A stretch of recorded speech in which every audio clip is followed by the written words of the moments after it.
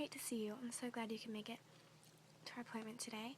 I'm all set up for us to have a great study session together, and I hope that we can learn some of the topics so that we'll be ready for the test tomorrow. And I know that you've been having some troubles with this class and the text that we've been going over, so I'm just here to kind of talk you through some of the quotations that you might see on tomorrow's test, and once we've gone through and analyzed them all, it shouldn't be any worry for you. So I'm so glad and ready to get started. How about you? Well, I know you can't really be excited to study, but I feel like this is going to take some of the stress out of it for you. So I have my materials here, and we're just going to go through them, and I might jot down some notes. First I need to get a pen. Where is that confounded thing? Here it is. Okay, we're just going to start off with some absolute basics. Why don't you just tell me what you feel like your strengths are and what your weaknesses are. Let's start with strengths.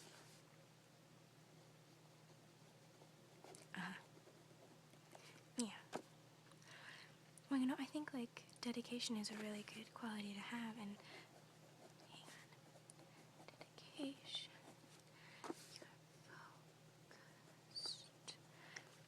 You're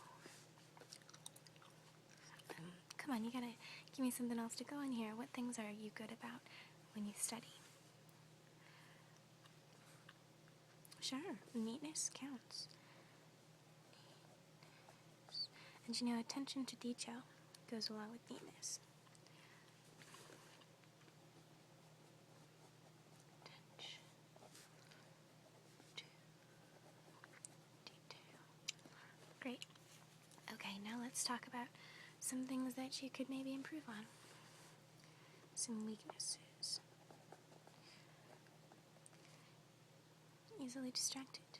That kind of contradicts focused. But I know it's possible to be. There are a lot of things that are distractible. What are you most distracted by?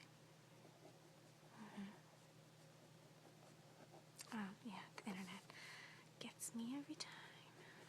There's just so many pictures of cats and so little time. What else? Yeah, sure. After-school activities can, I guess, count as a weakness in your studying. What do you do? Oh, okay. After-school activities. Alright, great. Now, let's start going over some quotations. And at the end of the session, I'll give you some tips just based on what I've learned about you and to help you study tonight. Alright, so let's start with Edna St. Vincent Millay, okay? So this first quotation I'm going to read to you. I'm going to give you a minute to think, and then we'll talk about it, and I'll tell you kind of the gist of it, okay? Alright, so write this down. Safe upon the solid rock the ugly houses stand. Come and see my shining palace built upon the sand. Now, what do you think about that one?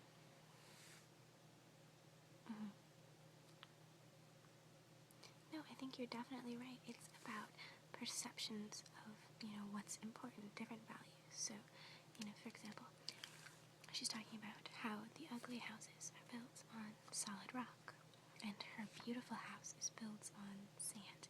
Now, what about sand? What do you think sand means in that context? Well, sand is typically a metaphor for time, but I would argue that in this case, the sandy foundation means that her beautiful palace, while it's much lovelier than the ugly ones, it won't last. Sand is shifting, like when you walk on the beach. Yeah, exactly. So, we can, from this quotation, she's saying that all of the houses that are sturdy and built to last are just ugly. And her house she thinks it's better to have a beautiful house that doesn't last very long. Now let's talk about the house metaphor. What do you think the house could represent in this poem? And there's really no wrong answer in this one. It's such a short poem that, really anything goes. Sure, yeah, houses can represent family, and, so we're gonna write some of this down. Okay, so we talked about different values. Yeah, and we talked about houses as a representation.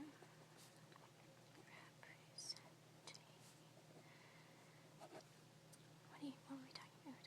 Houses representing family.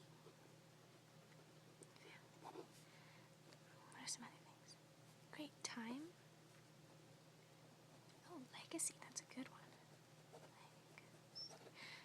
Okay, so, if you were to encounter this quotation on the test, you would pretty much be able to talk about just the timelessness of something, and what makes it valuable is beauty fleeting. You can talk about that.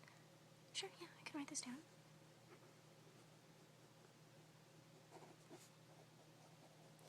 So when you take this home, this paper home, to study tonight, I'll give it to you, then I want you to just look over what we talked about and really think about the key concepts, okay?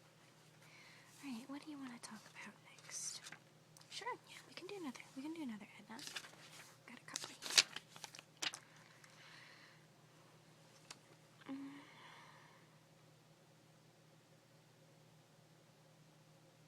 Okay, here's one.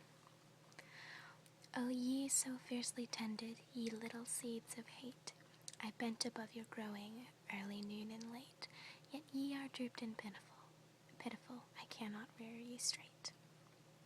So this is an excerpt from the poem Blight by Edna St. Vincent Millay. And just on first hearing, what are your impressions of the poem?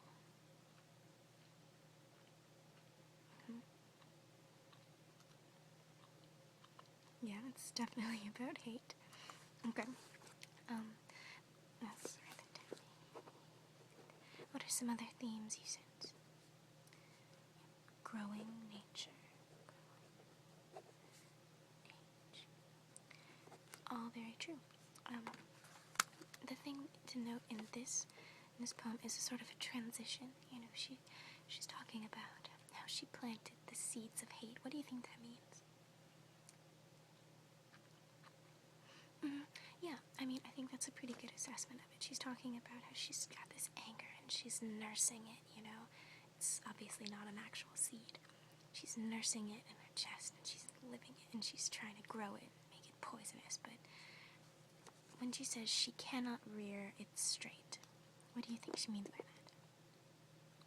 Exactly, yeah. Obviously it's open to interpretation. I'm a big believer that there's not really wrong answers, but my interpretation of this is that, this hate that she's been growing, it's drooped and pitiful and it's curved and bent and broken. It means that she just can't stay angry about it. So, the overall tone of the poem is, yeah, exactly. It's really sort of an optimistic poem because she's talking about these seeds of hate and how angry she is. But, she just gets over it. Oops, dropped my pencil. Right, so we got to talk. What are some other themes? Healing, exactly.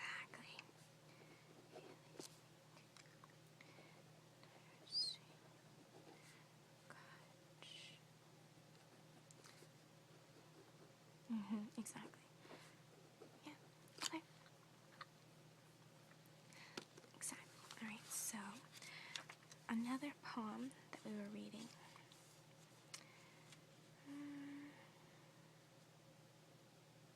Alright, let's try one that's pretty abstract and I think open to a lot of interpretation. I think that if you encountered this quotation on your test, there'd be a lot of answers you could give. So this quote is very short. I am a part of all that I have met. This is from Tennyson's poem Ulysses. Now, what's your impression of this quotation? I am a part of all that I have met.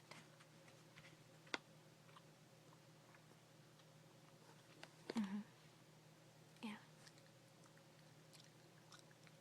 yeah, I think I agree with you. That, the encounters that you have with people really shape you. You can't go on in your life and meet people and leave them and without being affected yourself. So I think in an essay like that, you could talk about a person who has, really affected your life for the better.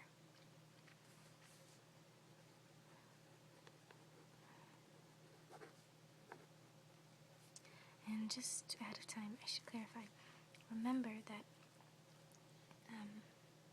affect with an A is a verb, and effect is a thing. Don't forget, because English professors hate that. Yeah.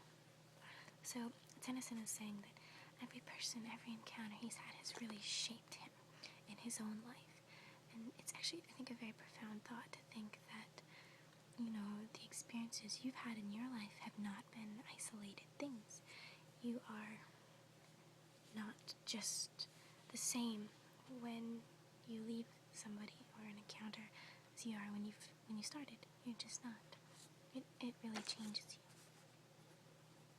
Can you think of somebody like that in your life who's just profoundly affected you? Okay.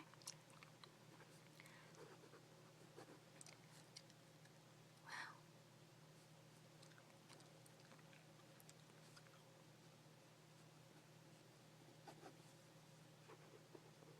Mm-hmm.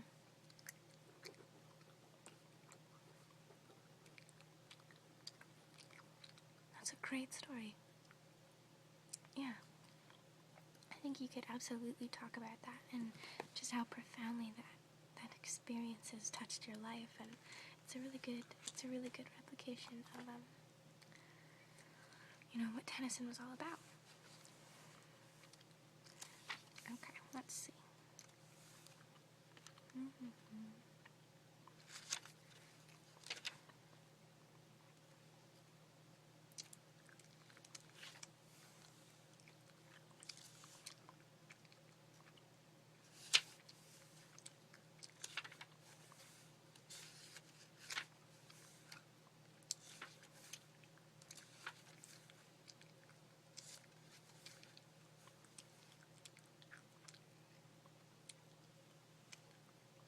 Okay, I think we should do one more poem, and then we're going to talk about just some general strategies and what will work for you, and what would be good for you in your own study habits when you're getting ready for this test, because I think that we made some really good progress here. Okay, so we've got one more. This one I think we should talk about, one by Richard Lovelace. It's called, the poem is To Lucasta Going to the Wars. Do you remember that one? Yeah, it's the one with the lover talking to his lover. So the quotation goes like this. True, a new mistress now I chased, the first foe in the field, and with a stronger faith embrace, a sword, a horse, a shield. So in this one he is talking about how he's leaving his love, his lady love, for another love, war. He's a soldier. So his new mistress, what's he talking about there? Exactly, his new mistress is war. So he has, the line goes, and with a stronger faith embrace a sword, a horse, and shield. So he's saying a stronger faith than what? What was his previous embrace? Exactly, his previous embrace was his lover's embrace, the love he gave to the woman he was into. But so his new faith, his new embrace is for swords and horses and shields. So what are your impressions of the overall theme of this poem?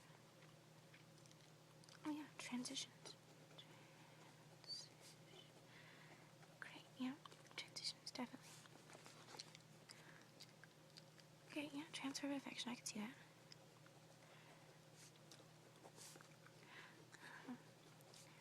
Think about, too, the war aspect of it. language in the imagery in the poem is warlike. You know, he uses words like chase, foe, stronger, shield. Those are all sort of combative words. You know, that's a good thing to look at in a poem. You know, is the words, and you know, it's some very concrete imagery at the end. Sword, horse, shield, single consonants.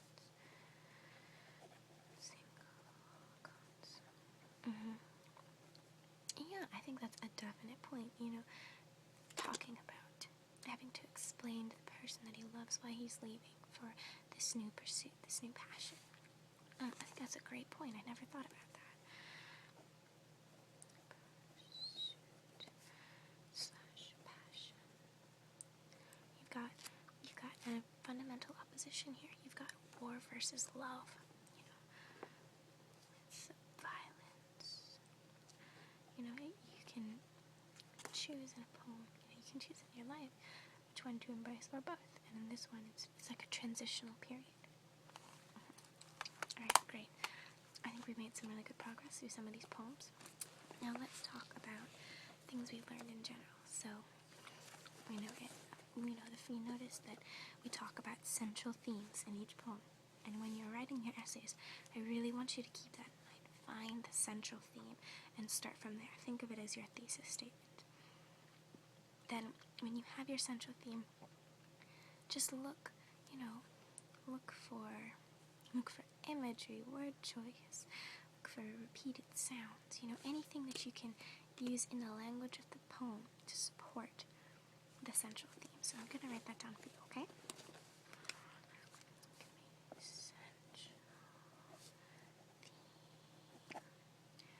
And then you got stemming from there, diction, sounds, word.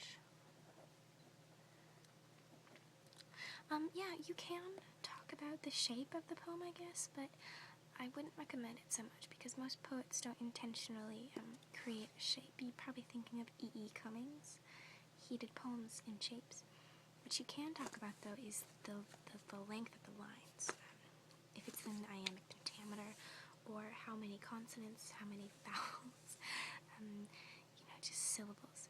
If it's an even meter, if what the rhyme scheme is, that's another thing you can use to support your yeah, exactly. So, I would suggest to you when you go home to take the book with you. I'm going to send it home with you.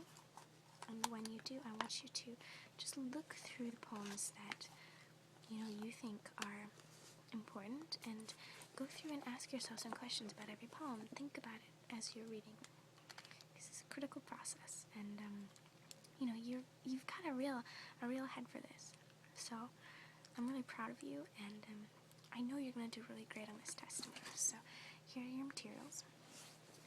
I want you to just study hard and shoot me an email when you're done so I know how you did. Okay, well, it was really great to have this meeting with you, and if you ever want to study again, just call me. Alright,